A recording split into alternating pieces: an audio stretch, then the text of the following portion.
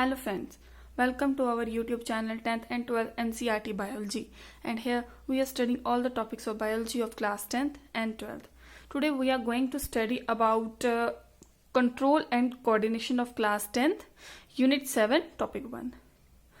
Guys जैसे कि आपको पता है कि हमने 10th स्टैंडर्ड का जो चैप्टर 6 हमने कंप्लीट किया है लाइफ प्रोसेसेस का, वो कंप्लीट हो चुका है. उसके बाद हमने 12th का भी एक चैप्टर कंप्लीट कर लिया है.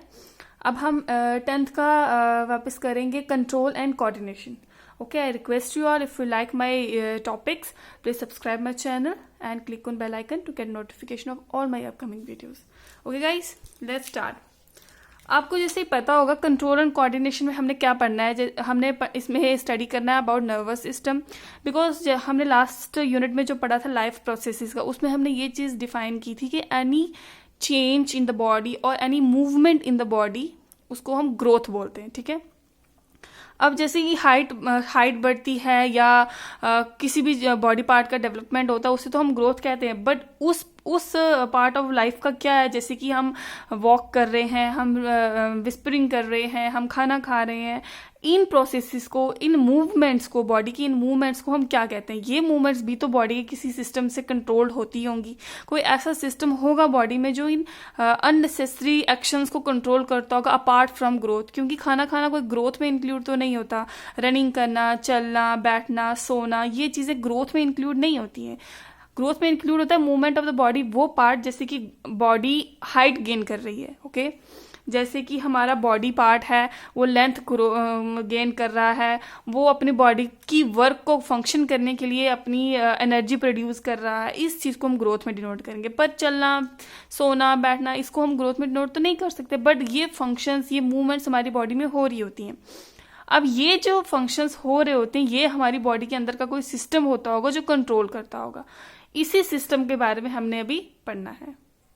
फर्स्ट पैराग्राफ में गाइस यही बताया गया है कि जैसे कि कैट रनिंग कर रही है, ओके, बफेलो जो है च्वी कर रही है, प्लांट जो हैं वो सनशाइन में हैं, वो अपना वर्क कर रहे हैं, मूवमेंट ऑफ लिविंग ऑर्गेनिजम्स हैं. ये सब और जो ये फंक्शंस हो रही हैं, ये कोई कंट्रोल है, कोऑर्डिनेशन है, कोई सिस्टम है बॉडी के अंदर जो कि इसको फंक्शन कर रहा है. फर्स्ट पैराग्राफ में सिर्फ यही पूरा समझाया गया है. अब देखिए 7.1 animals and nervous system. In animals such control and coordination are provided by nervous and muscular tissues which we have studied 9th. आपने ये 9th में पढ़ा होगा. कंट्रोल एंड कोऑर्डिनेशन जो है वो कौन प्रोवाइड करता है, जो हमारी बॉडी में कंट्रोल हो रहा होता है वो कौन प्रोवाइड करता है, हमारी बॉडी का nervous and muscular tissue. Nervous system and muscular tissues जो है वो हमें हेल्प करते हैं. Touching a hot object is an urgent and dangerous situation for us. अगर हम किसी चीज को टच करते हैं, हॉट चीज को टच करते हैं, तो वो एक डेंजरस सिचुएशन हमारे लिए हो जाती है. We need to detect it. हमें उसी टाइम डिटेक्शन हो जाती है कि भाई ये गर्म है, ये ठंडा है, हमें पता चल जाता है. एंड हम उसी के बेसिस पे उसको रिस्पॉन्ड करते हैं. अगर तो वो ज्यादा ठंडा होगा तो हमें इतना ज्यादा कुछ ज्यादा फील नहीं होगा at a point two touch. ठीक है, जैसे हम टच करेंगे हमें उसी टाइम पे कुछ ज्यादा ही हमें रिस्पॉन्ड करने की जरूरत नहीं होती है, क्योंकि हम उसको बेयर कर सकते हैं. बट अगर हम किसी हॉट चीज को टच करते हैं तो हमारा, जैसे ही हम टच करते हैं वैसे हम अपना हाथ हटा लेते हैं. क्यों? क्योंकि वो हमें पेन दे रहा होता है, वो हमारा एक रिफ्लेक्स एक्शन होता है. ठीक है. How do we detect that we are touching a hot object. अब हमें क्या पता, हमारी बॉडी को कैसे पता चलेगा कि हमने एक हॉट ऑब्जेक्ट को टच किया है. हमारी बॉडी के अंदर क्या कोई ऐसा सिस्टम है जो हमें ये डिटेक्ट करने में हेल्प करता है कि हमने किसी हॉट ऑब्जेक्ट को डिटेक्ट किया है. All information from our environment is detected by specialized tip of some nerve cells. Okay? हमारी बॉडी में नर्व सेल्स होते हैं. नर्वस सिस्टम में ही हमारे नर्व सेल्स होते हैं जो हमें इन चीज़ों को, ठंडा, गर्म, कुछ भी ऐसा होता है, उसे डिटेक्ट करने में हेल्प करते हैं. These receptors are usually located in our sense organs such as the inner ear, the nose, the tongue and so on. ये जो रिसेप्टर्स होते हैं ये हमारी बॉडी के कुछ सेंस ऑर्गन्स में प्रेजेंट होते हैं. हमारे सेंस ऑर्गन्स कौन से होते हैं ये आपको पता होगा. हमारे ईयर, नोज, टंग और भी होते हैं हमारे सेंस ऑर्गन्स, जो कि हमारे सेंस ऑर्गन्स में ये रिसेप्टर्स प्रेजेंट होते हैं और हमें डिटेक्ट करने में हेल्प करते हैं.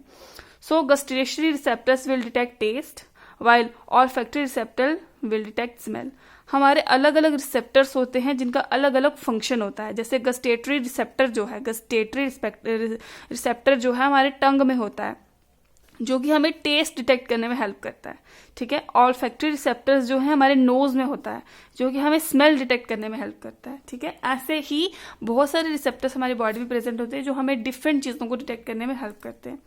These information acquired at end of the dendritic tip of nerve cells, ठीक है। ये आप डायग्राम देख रहे होंगे 7.1a। ये एक हमारा क्या है, न्यूरॉन, ठीक है। नर्वस सिस्टम का सबसे यूनिट सेल जो होता है उसे हम न्यूरॉन कहते हैं। ये न्यूरॉन जो है इसका ये सेंटर पार्ट होता है, इसको न्यूक्लियस कहते हैं, ठीक है। ये जो ये पोर्शन होता है न्यूक्लियस के बाहर वाला, इसको सेल बॉडी कहते हैं। और जो ये होता है ये मोस्टली एज अ रिसेप्टर काम करता है, जो कि हमें डिटेक्ट करने में हेल्प करता है, उसको कहते हैं डेंड्राइट्स। और ये लॉन्ग चेन जो है इसको कहते हैं एक्सॉन, और ये एंडिंग जो है इसको नर्व एंडिंग कहते हैं, ठीक है। ये डायग्राम आपको ड्रॉ करनी भी आनी चाहिए क्योंकि एग्जाम्स में बहुत इंपॉर्टेंट है, आ सकती है, ठीक है। Set of a chemical reaction that create a electric impulse. क्या होता है हमारी बॉडी में कुछ भी अगर कोई हॉट ऑब्जेक्ट या कुछ भी ऐसा हम कुछ काम करते हैं जो हमें डिटेक्ट करना होता है, तो वहां पर केमिकल रिएक्शंस होती हैं जो कि एक इलेक्ट्रिकल इम्पल्स क्रिएट करती हैं, ठीक है। और वो इलेक्ट्रिक इम्पल्स जो है ये डेंड्राइट जो है उसको एक्सेप्ट करता है और उसको डिटेक्ट करता है कि होता क्या है वो हॉट है, कोल्ड है, या क्या है वो चीज़, ये डेंड्राइट्स जो है डिटेक्ट करता है, ठीक है। These impulse travel from a dendrite to the cell body. अब ये जो यहाँ पर जो इलेक्ट्रिक इम्पल्स है वो डेंड्राइट ने तो ले लिया है वहां से, ठीक है। अब ये जो है इलेक्ट्रिक इम्पल्स ये जाएगा हमारी सेल बॉडी में, यहाँ आके यहाँ पर आएगा सेल बॉडी के अंदर, ठीक है। And then along the axon it to its end. और यहाँ क्या होता है, ये सेल बॉडी में आकर ये एक्सॉन के थ्रू नर्व एंडिंग में चला जाता है। और ये नेक्स्ट यहाँ नर्व एंडिंग जहाँ होगी यहाँ से फिर से एक्सॉन जो है, न्यूरॉन जो है ये फिर से जनरेट हो जाता है। इसके नीचे फिर न्यूरॉन होते हैं, ये जब खत्म होता है फिर न्यूरॉन होता है, ये जब खत्म होता है फिर न्यूरॉन होता है। ये हमारे पूरा हमारे फंक्शन को हमारे ब्रेन तक पहुंचाने में हेल्प करता है, ठीक है। At the end of the axon the electrical impulse set off the release of some chemicals. These chemicals cross the gap or synapse and start a similar electrical impulse in a dendrite of next neuron, ठीक है। ये चीज यही बताई गई है कि जैसे ये नर्व एंडिंग होती है, ठीक है, यहाँ पर फिर से न्यूरॉन स्टार्ट हो जाता है, नेक्स्ट न्यूरॉन जो है वो फिर से स्टार्ट हो जाता है। इन दोनों के बीच में गैप जो होता है उसको साइनैप्स बोलते हैं, ठीक है। जो दो न्यूरॉन्स के बीच का गैप होता है उसको साइनैप्स बोलते हैं, ठीक है। ये क्या होता है, ये इलेक्ट्रिक इम्पल्स पास ऑन होता है दूसरे न्यूरॉन में, दूसरा न्यूरॉन थर्ड न्यूरॉन में पास ऑन करता है। ऐसे ही हमारा इलेक्ट्रिक इम्पल्स हमारे ब्रेन तक पहुंचता है, ठीक है। This is generally scheme of how nervous impulse travel in our body. A similar synapse finally allows delivery of such impulse from neurons to other cells such as muscular cell or glands, ठीक है। ये देखिए ये nerve ending है ना, ये last वाली nerve ending है, ये हमारे इस न्यूरोमस्कुलर फंक्शंस में यहाँ पर आके इसने ये चीज पास ऑन कर दिया, इलेक्ट्रिक इम्पल्स इसने पास ऑन कर दिया कि हमारी बॉडी में क्या हो रहा है, ठीक है। और अगर माइक्रोस्कोपिक स्ट्रक्चर में देखिए तो ये देखिए ऐसे जाके नर्व एंडिंग होती है और ये इम्पल्स पास ऑन हो रहा है न्यूरोमस्कुलर जंक्शंस में, ठीक है। और जब न्यूरॉन एंड होता है तो ये मस्कुलर जो न्यूरोमस्कुलर जंक्शंस हैं ये आगे इम्पल्स को कैरी ऑन करते हैं, ठीक है। It is thus no surprise that nervous system is made of an organized network of nerve cells or neurons and is specialized for conducting information via electrical impulse from one part of the body to another. इसमें सिर्फ वही बताया गया कि हमारा एक nervous tissue है। It is no surprise that nervous tissue, जो हमारे नर्वस टिश्यूज हैं वो किससे बने हुए हैं, नेटवर्क ऑफ नर्व सेल्स। ये न्यूरॉन्स जो हैं इनके बहुत ही डेंस नेटवर्क से बने हुए हैं हमारा नर्वस टिश्यू, ठीक है। ये क्या इसका स्पेशलाइज्ड काम क्या होता है कि हमारी बॉडी की जो इंफॉर्मेशन है वो कंडक्ट किया जाता है from one part of the body to another, ठीक है। ये ही इलेक्ट्रिक इम्पल्स, ठीक है। इलेक्ट्रिक इम्पल्स को ये पास ऑन करते from one neuron to second neuron to third neuron, ये पास ऑन करते हैं from one part of the body to another. Look at the figure 7.1a, ठीक है। And identify the parts of the neuron. इसमें हमने neuron के parts identify करने में आपको बता चुकी हूँ। वेयर इन्फॉर्मेशन इज रिक्वायर्ड, ठीक है, थ्रू विच इंफॉर्मेशन ट्रेवल्स। अब यहां लिखा है A, and identify the parts of neuron where information is acquired. सबसे पहले बताइए इन्फॉर्मेशन कहां पर एक्वायर की जाती है। मैंने आपको बताया सबसे पहले डेंड्राइट्स जो हैं वो इन्फॉर्मेशन को लेते हैं, ठीक है। Through which information travels as an electric impulse. Electric impulse जो है वो किसके थ्रू ट्रेवल करती है, एक्सॉन के थ्रू ट्रेवल करती है, ठीक है। And where this impulse must be converted into a chemical signal for onward transmission. ये होता है नर्व एंडिंग्स में। ठीक है, यहां तक आपको समझ में आ गया। Reflex is a word we use very commonly when we talk about some sudden action in response to something in the movement. Reflex क्या होता है? Reflex एक ऐसा word है जिसको हम commonly use करते हैं जब भी हमें कोई sudden action करना होता है environment में। ठीक है, कैसे वो हम आपको बताते हैं। We say I jumped out of the way of a bus reflexly, or I pulled my hand back from the flame relaxedly, and or I was so hungry my mouth started watering reflexly. ठीक है, what exactly do we mean? इसका मतलब क्या होता है कि जैसे हम बोलते हैं कि जैसे हमने किसी गर्म चीज को हाथ लगाया तो हमारी बॉडी ने जल्दी से हमारा हाथ हटा दिया, या जब हमें ज्यादा भूख होती है तो हमारा जो माउथ है वो वाटरी स्टार्ट करने लगता है, क्योंकि हम तो वैसा नहीं कर रहे होते, ये तो एक्शंस हो रहे होते हैं, सडन एक्शंस हो रहे होते हैं, इनको हम रिफ्लेक्स कहते हैं। ठीक है, A common idea in all such examples is that we do something without thinking about it. इसका सबसे मेन ये एक्सप्लेन किया जा सकता है कि वो काम जो हम सोच कर नहीं करते हैं, हमें कोई आइडिया नहीं होता कि वो काम हो रहा होता है, पर वो काम एक्शन खुद से हमारी बॉडी के थ्रू एक्शन हो जाता है खुद से, उसे हम रिफ्लेक्स एक्शन कहते हैं। और without feeling in control over reactions, yet these are situations where we are responding with some actions to change in our environment.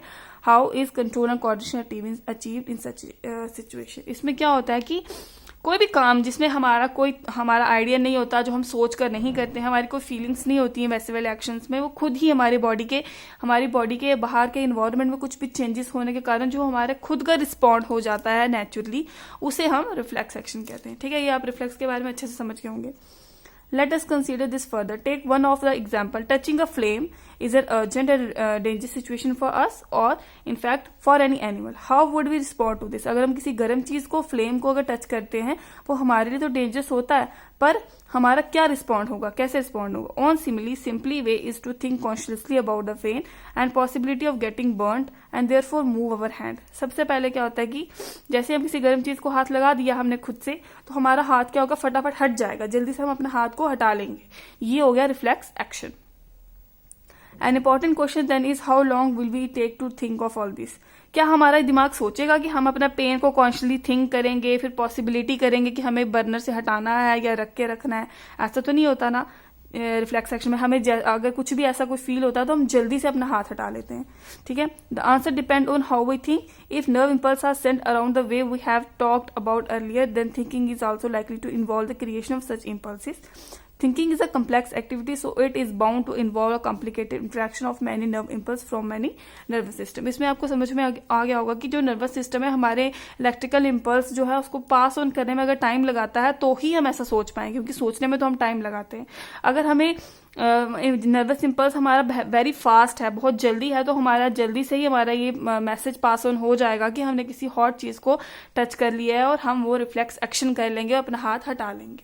ठीक है, if this is a case, it is no surprise that thinking issue is our body consists of dense network of interactually arranged neurons. ठीक है, यह कोई surprise की बात नहीं है कि हमारी बॉडी में डेंस नेटवर्क है न्यूरॉन्स का, जो कि हमने लास्ट पेज में हमने देखा है। It sits in the front end of the skull and receive signal from all over the body. ठीक है, ये जो नर्वस सिस्टम है हमारी forward and of the skull में होता है, जो कि सिग्नल रिसीव करता है ऑल ओवर बॉडी से, which it thinks about before responding to them, जो कि हमारा माइंड है जो कि थिंक करता है कि हमने क्या रिस्पॉन्ड करना है। Obviously, in order to receive these signals, this thinking part of the brain in the skull must be connected to nerves coming from various part of the body. ठीक है, ये क्या होता है कि हमें अगर सिग्नल माइंड को देने हैं और माइंड क्या हमें बोल रहा है रिस्पॉन्ड करने के लिए, उस चीज सिग्नल को लेने और वापस देने में हमारा एक सिस्टम होता है, नर्वस सिस्टम, जो कि एक दूसरे से कनेक्टेड होना चाहिए from various part of the body, ताकि हमें अगर कोई मैसेज पास ऑन करना है अपनी फुट से, अगर हमने मैसेज पास करना है ब्रेन में, तो एक सिस्टम, एक चेन होता है जो कि फुट से लेकर माइंड तक हमारा कनेक्टेड होता है ताकि मैसेज पास ऑन हो जाए। वैसे ही हर part of the body, every part of the body में भी ऐसा सिस्टम होता है जो इंटरकनेक्टेड होते हैं, ताकि लास्ट में मैसेज जो है हमारे माइंड तक पहुंचा जा सके। Similarly, if this part of the brain is so instructed muscle to move, nerves must carry the signal. Same thing है ये पैराग्राफ तक। ठीक है, how does the design of the body solve this problem rather than having to think about the sensation of the heat? If the nerves that detect heat were to be connected to the nerves that move muscles in a similar way, the process of detecting the signal or the input or responding to it by an output action must be completely quick. Such a connection is commonly called reflex arc.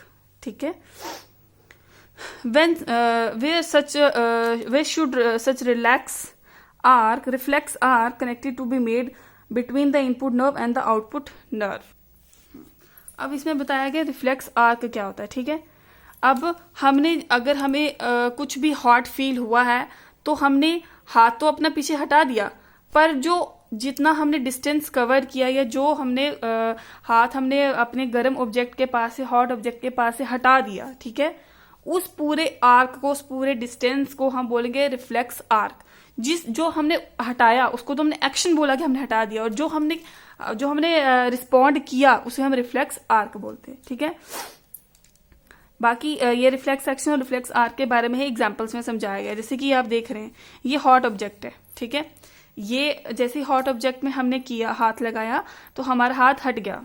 ठीक है, हमारा हाथ हट गया, उसके हम बोलेंगे reflex action, हमने जो एक्शन किया है. और जो हमने हाथ हटाया, जो हमने डिस्टेंस कवर किया, उसे हम बोलेंगे रिफ्लेक्स आर्क. ठीक है, ये देखिए यहाँ पर जैसे हॉट ऑब्जेक्ट को टच किया, ये रिसेप्टर्स हैं. रिसेप्टर जो स्किन में होते हैं, इन्होंने हीट और पेन को डिटेक्ट किया है. ठीक है, ये मैसेज ट्रांसफर हो गया, ये न्यूरॉन्स जा रहे हैं, ये सारे न्यूरॉन्स हैं यहाँ तक, ये यहाँ पर जाके न्यूरॉन्स एंड हो गया. ठीक है, ये न्यूरॉन्स ने अब मसल्स में मैसेज पास ऑन कर दिया, मैसेज ब्रेन में जा रहा है स्पाइनल कॉर्ड के थ्रू. ठीक है, ये मैसेज चला तो गया कि हमने हॉट ऑब्जेक्ट को या पेन को डिटेक्ट कर लिया है. अब क्या है कि ये मैसेज वापस आएगा कि हमने अभी क्या रिएक्शन करना है, क्या रिस्पॉन्ड करना है, ये इन न्यूरॉन्स के थ्रू यहाँ पर आएगा. जो वापस न्यूरॉन्स रिस्पॉन्स लेकर आते हैं उन्हें मोटर न्यूरॉन्स कहते हैं. ये रिस्पॉन्स लेकर आए हैं, ये मसल्स तक उन्होंने रिस्पॉन्स पहुंचाया है.